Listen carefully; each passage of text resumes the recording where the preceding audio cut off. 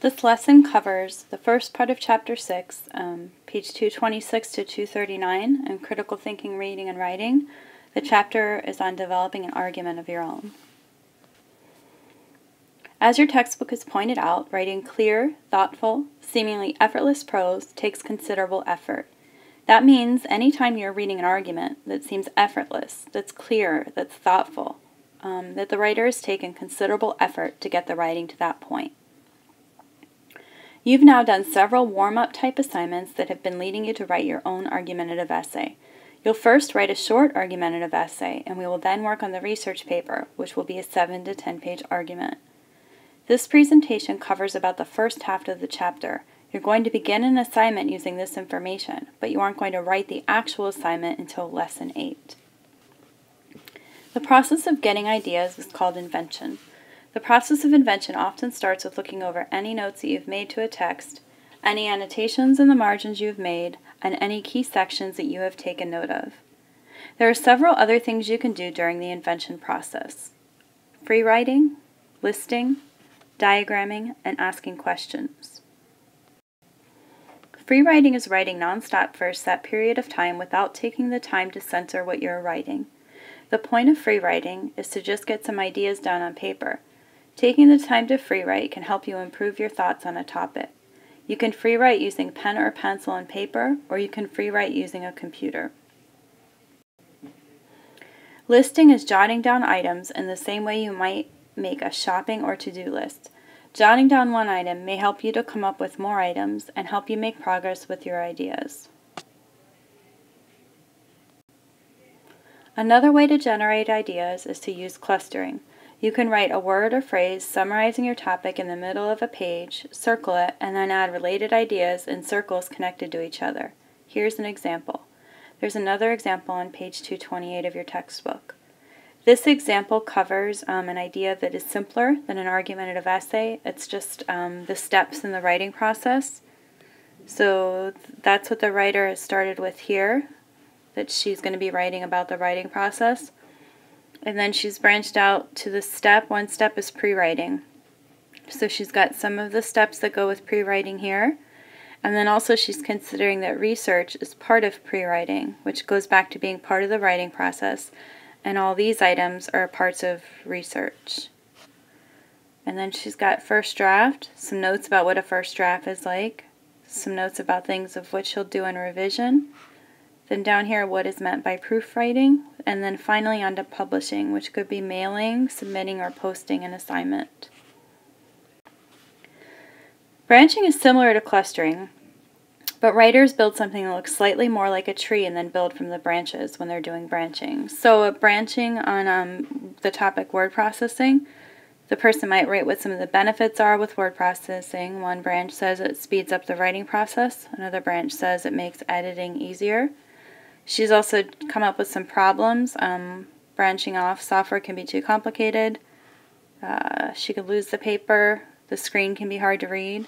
And then also that there are skills needed, a separate branch, basic typing skills, a familiarity with computer operation.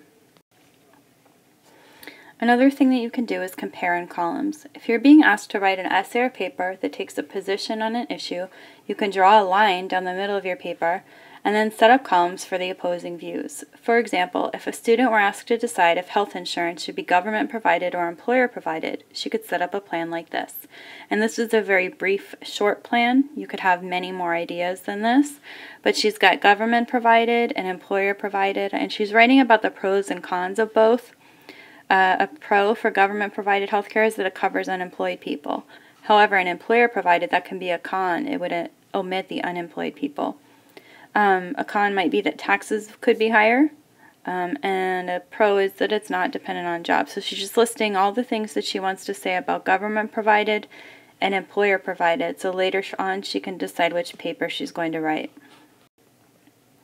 Chapter 1 also covered invention strategies. It mentioned asking questions. One thing to do when generating ideas is to think of and then answer questions about your topic. Here are the basic questions.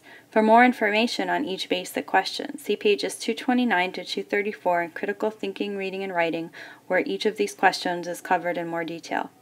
X here is the topic or question you're answering. So 1. What is X? 2. What is the value of X?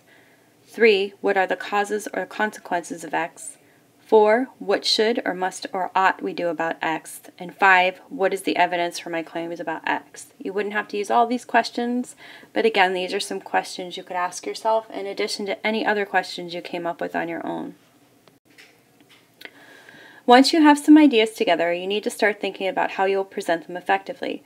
Formulate a basic thesis, which is a claim or central point or the chief position to work with. A working thesis means you can change it later. The thesis will eventually go into your essay. Don't confuse the topic, for example, college, with a thesis. State colleges should be tuition free. So this is just a topic. You're writing an essay about college, right? Here is your thesis. This could be a claim. State colleges should be tuition free. Here are some sample theses from your textbook. Smoking should be prohibited in public places. That makes a claim.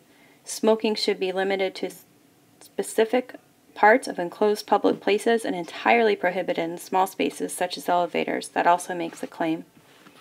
And then the last one, proprietors of public places such as restaurants and sports arenas should be free to determine whether they wish to prohibit, limit, or impose no limitations on smokers. So that makes a claim, that it should be left up to the people who are running the business to decide. There's also a checklist for a thesis statement in this chapter. When checking your thesis, consider the following questions from your textbook. You should be able to put check marks in both boxes. Does the statement make an arguable assertion rather than? So you need to make sure your thesis makes an arguable assertion and does not do any of these things. If you're merely asserting an arguable fact, you don't have a thesis. If you're merely announcing your topic, you don't have a thesis.